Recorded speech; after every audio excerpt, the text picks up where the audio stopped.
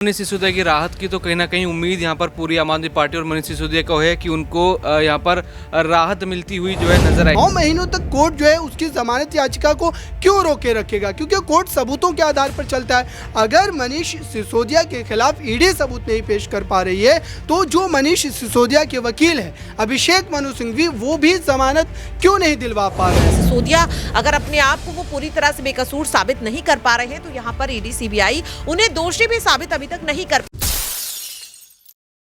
नमस्कार, मैं नाज़मीन खान, आप देख रहे हैं SPN 9 न्यूज़। आपका स्वागत है मेरे खास प्रोग्राम बात सच की में। दिल्ली स्कूल के हर बच्चों के ज़बान पर एक ही नाम देखा गया था, मनीष सिसोदिया, मनीष सिसोदिया और मनीष सिसोदिया, क्योंकि मनीष सिसोदिया शिक्षा मंत्री भी थे और डिप्टी सीएम भी थे। लेकिन जब से जेल का सफ़र उनका शुरू हुआ, तब से कोर्ट का फैसला यहाँ पर आया, तब से तिहाड़ जेल में लंबे समय से मनीष सिसोदिया बंद है और कहीं ना कहीं उनकी याद हर बच्चों को तो आती है, आम आदमी पार्टी को भी आती है, लेकिन मनीष सिसोदिया को राहत नहीं मिल पाती है। और आज दिल्ली राउस एवेन्यू कोर्ट में एक बार फिर मनीष सिसोदिया को लेकर मनी लॉन्ड्रिंग मामले में सुनवाई होगी। क्या मनीष सिसोदिया को मनी लॉन्ड्रिंग मामले में राहत मिल पाएगी या फिर यहां से भी मनीष सिसोदिया को झटका लगेगा? सुप्रीम कोर्ट का जिक्र करें तो बीते कुछ दिनों पहले जब सुनवाई हुई थी शराब घोटाले मामले में 338 करोड़ रुपए के लेन देन का आरोप मनीष सिसोदिया पर लगाया गया था। सुप्रीम कोर्ट के जजों ने कहा था कि ये जो लेन देन हुई है इसमें मनीष सिसोदिया भी शामिल है, लेकिन आम आदमी पार्टी और मनीष सिसोदिया लगातार ये कह रहे हैं कि ये फर्जी मुकदमा दर्ज करवाया गया था। ये जो शराब घोटाले का जिक्र किया जा रहा है ये सिर्फ और सिर्फ आम आदमी पार्टी को फंसाने के लिए, चुनाव प्रचार ना कर पाए, चुनावी मैदान में ना उतर पाए, इसलिए ये सारे हथकंडे भारतीय जनता पार्टी की तरफ से आजमाए जा रहे हैं। और ये जो सरकारी एजेंसियां हैं ये केंद्र सरकार की कठपुतलियां हैं। तमाम विपक्षी पार्टियों का यही कहना है, क्योंकि 5 राज्यों में विधानसभा चुनाव भी है। सिर्फ आम आदमी पार्टी ही नहीं बल्कि राजस्थान में कांग्रेस पार्टी भी यही दावा करती हुई नजर आती है कि ये सरकारी एजेंसियां ईडी सीबीआई सिर्फ और सिर्फ केंद्र सरकार के इशारों पर काम करती हैं और विपक्ष को जानबूझकर घेरा जाता है ताकि उनके नेता जेल पहुंच जाए। अब ऐसे में देखना होगा जो मनीष सिसोदिया को लेकर दिल्ली राउस एवेन्यू कोर्ट में जो सुनवाई होती हुई नजर आएगी, क्या उसमें राहत मिलेगी। तो दौलत मेरे साथ मौजूद है। दौलत, आपका स्वागत। दौलत, जिस तरीके से मनीष सिसोदिया के मामले में देख रहे हैं सिर्फ झटके ही झटके मिलते हैं। यहाँ पर सुप्रीम कोर्ट की बात करें तो वहाँ से भी मनीष सिसोदिया को राहत नहीं मिलती है। 3 महीने की सजा और उन्हें सुना दी जाती है, 338 करोड़ का लेन देन का आरोप लगा दिया जाता है। तो वहीं मनी लॉन्ड्रिंग मामले में बात करें तो सीबीआई के जरिए अब दिल्ली राउस एवेन्यू कोर्ट में फैसला होगा। आपको क्या लगता है कि राहत मिलेगी या सुनवाई की तारीख आगे बढ़ा दी जाएगी? अब बात करें यहाँ मनीष सिसोदिया की राहत की तो कहीं ना कहीं उम्मीद यहाँ पर पूरी आम आदमी पार्टी और मनीष सिसोदिया को है कि उनको यहाँ पर राहत मिलती हुई जो है नजर आएगी। और देखा जाए तो यहाँ पर आम आदमी पार्टी यही उम्मीद बनाएगी कि मनीष सिसोदिया को राहत मिले, क्योंकि यहाँ पर अभी चुनाव आगे आने हैं। लेकिन यहाँ पर देखा जाए उनको राहत यहाँ पर अभी तक नहीं मिली है, क्योंकि सबूतों के अभाव के चलते ईडी लगातार उनके ऊपर यहाँ पर कार्रवाई कर रही है, कह रही है कि सबूत यहाँ पर ढूंढने की कोशिश कर रहे हैं, लेकिन सबूतों के ऊपर सारी बात टिकी हुई है। जैसे संजय सिंह के मामले में कहा कि आप कोई आधार बताइए, गिरफ्तारी का आधार क्या है, तो यहीं इसी तरफ पूरा मामला मनीष सिसोदिया की तरफ भी देखा जा सकता है। आज की थोड़ी संभावना है कि ईडी को यहाँ झटका लग सकता है। सुप्रीम कोर्ट की बात करें तो सुप्रीम कोर्ट ने 3 महीने की सजा मनीष सिसोदिया को सुना दी, लेकिन सुप्रीम कोर्ट ही था जो ये कहता हुआ नजर आया था कि आप किसी भी नेता को अनिश्चित काल के लिए जेल में नहीं रख सकते हैं। अब मनीष सिसोदिया को यहाँ पर लगभग 1 साल हो जाएगा, 3 महीने बाद 1 साल हो जाएगा। तो क्या लगता है ये फैसला सुप्रीम कोर्ट का सही था? क्या शराब घोटाले में वाकई मनीष सिसोदिया शामिल थे जो इस तरीके से आरोप लगाए जा रहे हैं?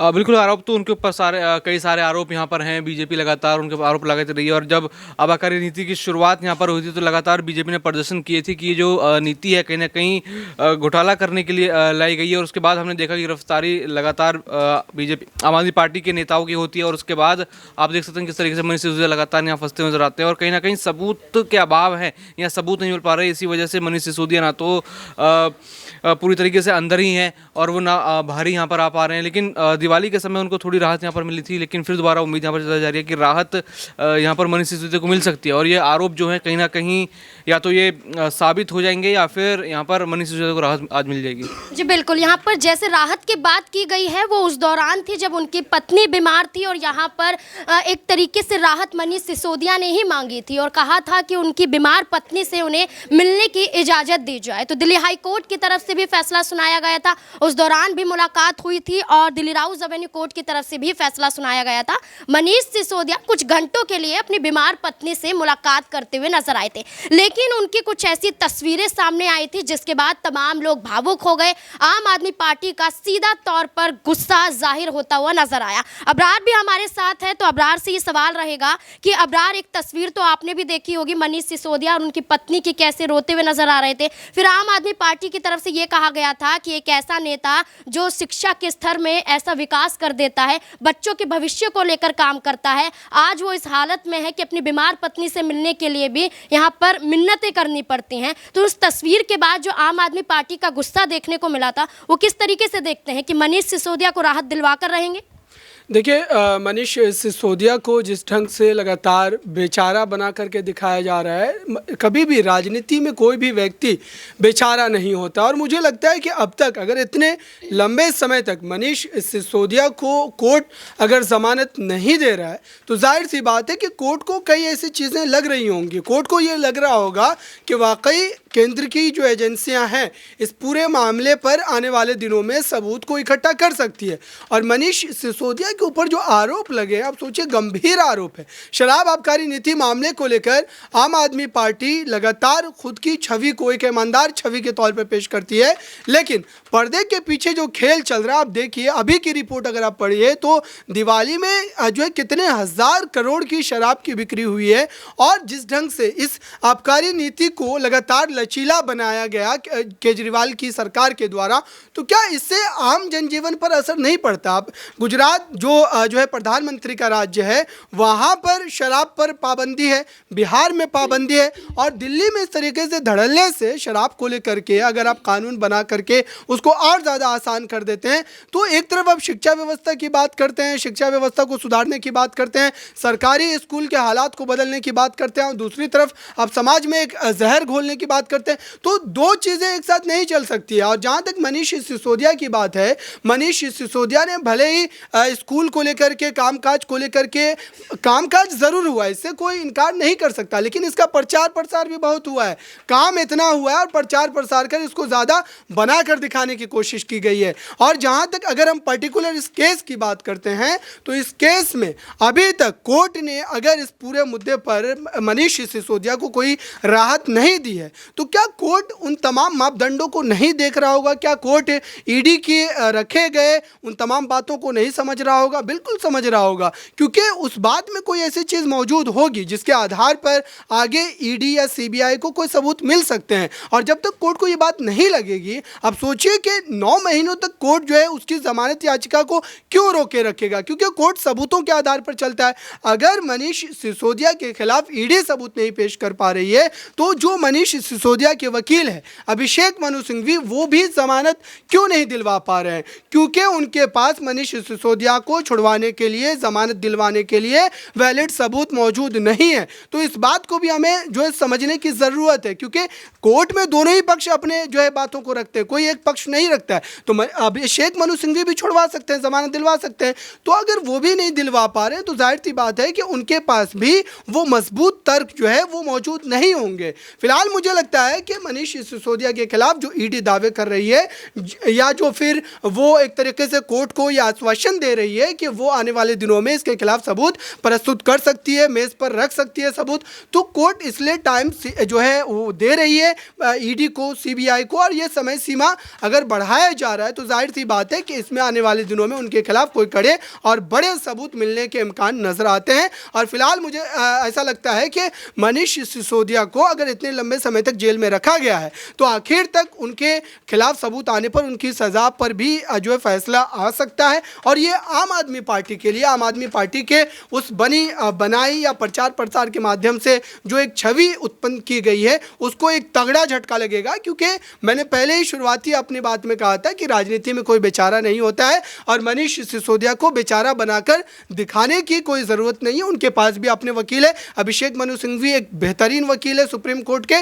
और जाहिर सी बात है कि उन्होंने इसी तरीके के मामले में राहुल गांधी को जीत दिलवाई थी, तो वो भी मनीष सिसोदिया को जीत दिलवा दे, क्योंकि उनके पास भी तर्क नहीं है। और यही वजह है कि लगातार ये केस जो है वो खिंचता चला जा रहा है। हमारे साथ प्रज्ञा भी मौजूद है। जिस तरीके से प्रज्ञा अब्रार ने ये बातें कही हैं कि वाकई कहीं ना कहीं जो मनीष सिसोदिया है वो घोटाले में लिप्त नजर आते हैं। उन्होंने सीधे तौर पर कहा है कि अभिषेक मनु सिंघवी जो उनके वकील हैं वो क्यों सबूत पेश नहीं कर पा रहे, जब बार बार ये कह रहे हैं कि मनीष सिसोदिया ने कोई भी भ्रष्टाचार नहीं किया है। ये जो शराब घोटाले जानबूझकर आम आदमी पार्टी को फंसाने के लिए ये घोटाले के आरोप लगाए जा रहे हैं, तो अभिषेक मनु सिंघवी ने सबूत पेश क्यों नहीं किए। वहीं दूसरी तरफ आम आदमी पार्टी कहती है कि ईडी अधिकारियों ने भी तो सबूत नहीं पेश किए। यहाँ पर 338 करोड़ का लेन देन का जो आरोप लगाया गया, किन सबूतों के आधार पर लगाया, कैसे इस पूरे मामले को देखते हैं, वाकई क्या भ्रष्टाचारी पार्टी के रूप में आम आदमी पार्टी कहलाई जाती है? देखिए, जिस तरीके से आम आदमी पार्टी लगातार प्रेस कॉन्फ्रेंस करती हुई नजर आ रही है, बयान देती हुई नजर आ रही है, तो उससे कहीं ना कहीं अब सवालों के घेरे में खुद अरविंद केजरीवाल और उनकी पार्टी घिरती हुई नजर आ रही है। क्योंकि सबसे बड़ी बात कि जहां एक और खुद जस्टिस संजीव खन्ना ने इस बात को माना कि सिर्फ सुनवाई, बहस या फिर जांच के आधार पर किसी को अनिश्चितकाल के लिए जेल में नहीं रखा जा सकता, तो वहीं दूसरी ओर आपने भी देखा होगा नाज़बीन के जस्टिस संजीव खन्ना ने इस चीज को भी माना कि ईडी जो दलीलें रख रही है, जो सबूत दिखा रही है, जो इक्का दुक्का सबूत भी हैं, उनके आधार पर इस चीज को नकारा नहीं जा सकता कि मनीष सिसोदिया की इस मामले में संलिप्तता है। लेकिन इस पूरे घोटाले में उनकी संलिप्तता किस तरह से है, किस आधार पर है, इस चीज को अभी तक ईडी सीबीआई जो है वो सबूत पेश नहीं कर पाई है। उन्हें लेकर के वो दलीलें नहीं रख पाई है। कहीं ना कहीं कड़ियां हैं, लेकिन वो अभी एक दूसरे से जुड़ती हुई नजर नहीं आ रही हैं, और जिसकी वजह से ये जो पूरा मामला है वो बीच मझधार में अटका हुआ नजर आ रहा है। सिसोदिया अगर अपने आप को वो पूरी तरह से बेकसूर साबित नहीं कर पा रहे हैं, तो यहाँ पर ईडी सीबीआई उन्हें दोषी भी साबित अभी तक नहीं कर पाई है। तो यहाँ पर कुछ भी हो सकता है। हो सकता है कि शायद आज अदालत में मनीष सिसोदिया के जो वकील है वो शायद कोई बड़ा खेल यहाँ पर कर दे, क्योंकि अगर अंतरिम जमानत पत्नी की बीमार हालत को लेकर के मिल सकती है, तो शायद हो सकता है कि उसी बीमार हालत पर उन्हें पूरी जमानत मिल जाए। क्योंकि सुप्रीम कोर्ट में भी मनीष सिसोदिया की जमानत याचिका का आधार यही था कि उनकी पत्नी काफी गंभीर बीमारी से पीड़ित है और जिसके चलते उन्हें अपनी पत्नी की देखरेख के लिए जाना होगा। लेकिन इस मामले में सुप्रीम कोर्ट में उनकी जमानत याचिका खारिज हो जाती है, लेकिन राउज एवेन्यू कोर्ट में मिलती है। तो जाहिर तौर पर अलग अलग अदालतें हैं, अलग अलग दलीलें रखी जाती है और फैसला भी अलग आता है। तो जब तक फैसला आ नहीं जाता तब तक कुछ भी नहीं कहा जा सकता। यहाँ पर मनीष सिसोदिया का जिक्र करते हुए सुप्रीम कोर्ट के फैसले को लेकर आपने कहा, एक आखिरी सवाल ये रहेगा कि जब सुप्रीम कोर्ट की तरफ से अनिश्चित काल किसी को जेल में नहीं रखने वाले शब्द कहे जाते हैं, वहीं मनीष सिसोदिया की 3 महीने की न्यायिक हिरासत को और भी ज्यादा बढ़ा दिया जाता है, और इसी बीच ये भी कह दिया जाता है कि मनीष सिसोदिया चाहें तो इन 3 महीने के अंदर यहाँ पर दोबारा याचिका दाखिल कर सकते हैं जमानत के लिए। और वहीं दूसरी तरफ ईडी सीबीआई को भी कहा गया है कि आप पक्के सबूत पेश कीजिए, आपके पास भी समय, आपके पास भी समय। लेकिन यहाँ पर आप ये नहीं देख रहे हैं कि फैसला हो जाना चाहिए था। अगर लगता है मनीष सिसोदिया गुनहगार है तो फैसला कीजिए, आपको लगता है ये सबूत इतने काफ़ी हैं तो फैसला सुनाइए। लेकिन जो न्यायिक हिरासत बढ़ाई गई है, क्या इस फैसले से आप संतुष्ट हैं कि क्या वाकई यहाँ पर मनीष सिसोदिया पर जो फैसला सुनाया गया है सही है? नाज़मीन, जैसा कि मैंने पहले भी कहा कि अलग अलग अदालतों में अलग अलग फैसला आता है। दूसरी चीज़ आपने पूछा कि मनीष सिसोदिया को लेकर या तो कोर्ट अपना आखिरी फैसला सुना देता, दोनों को समय क्यों दिया गया? तो देखिए, समय इसलिए दिया गया कि अदालत भी इस चीज़ को मानती है कि सिर्फ दलीलों के आधार पर किसी मुजरिम को बेल नहीं मिलनी चाहिए और किसी बेकसूर को यहाँ पर सजा नहीं होनी। इतने महीने से क्या हो रहा था? बिल्कुल। तो देखिए, यही जैसा कि मैंने कहा कि ईडी सबूत पेश कर रही है। अगर संजय सिंह के मामले में ईडी ने कई सबूत पेश किए हैं, तो मनीष सिसोदिया के मामले में भी किए हैं। यहाँ पर सीधे सीधे मनीष सिसोदिया के पास जो कई फोन यहाँ पर बरामद हुए हैं, जो सिम कार्ड बरामद हुए हैं, जिसमें कई डेटा हैं, और सबसे बड़ी बात कि फोन कॉल्स जो सीडीआर यहाँ पर निकला है उसमें साफ तौर पर नजर आ रहा है कि मनीष सिसोदिया की दिनेश अरोड़ा के साथ बातचीत हुई है। तो इस चीज को नकारा नहीं जा सकता। और एक बार को अगर आप सीडीआर को भी अलग रख दे तो मनीष सिसोदिया की दिनेश अरोड़ा के साथ कई तस्वीरें हैं, संजय सिंह के साथ कई तस्वीरें हैं और अरविंद केजरीवाल के साथ भी तस्वीरें हैं। अब जाहिर तौर पर उन तस्वीरों का सच दिनेश अरोड़ा भाजपा ने अपने बचाव में बताया है और उन्हीं तस्वीरों का सच मनीष सिसोदिया, संजय सिंह, आम आदमी पार्टी अपने बचाव में बताती हुई नजर आ रही है। लेकिन सबूत अभी तक नहीं नजर आए हैं। कुछ जो सबूत हैं उन्हीं के आधार पर सुप्रीम कोर्ट ने जमानत याचिका खारिज की है। कुछ समय दिया है कि जो छोटे मोटे सबूत हैं उन्हें और ज्यादा ठोस तरीके से, ठोस दलीलों के साथ और कुछ नए सबूतों के साथ आप पेश करें, शायद तब मनीष सिसोदिया को लेकर के अदालत अपना जो रुख है वो साफ करती हुई नजर आएगी। जी बिल्कुल, यहाँ पर अब देखने वाली बात यह होगी कि सवाल कई हैं, जवाब ये है कि राहत कब मिलेगी। यहाँ पर आपको बता दें कि सवालों के तहत अब ये देखना होगा कि क्या मनी लॉन्ड्रिंग मामले में आज मनीष सिसोदिया को राहत मिल पाएगी या फिर से सुनवाई की तारीख आगे बढ़ा दी जाएगी। इस पूरे मामले को लेकर जो मनीष सिसोदिया को अभी तक राहत नहीं मिली है, किस तरीके से आप देखते हैं कि क्या आज राहत मिल पाएगी? आपको क्या लगता है? कमेंट बॉक्स में ज़रूर बताएं। देखते रहें SPN9 न्यूज़। धन्यवाद।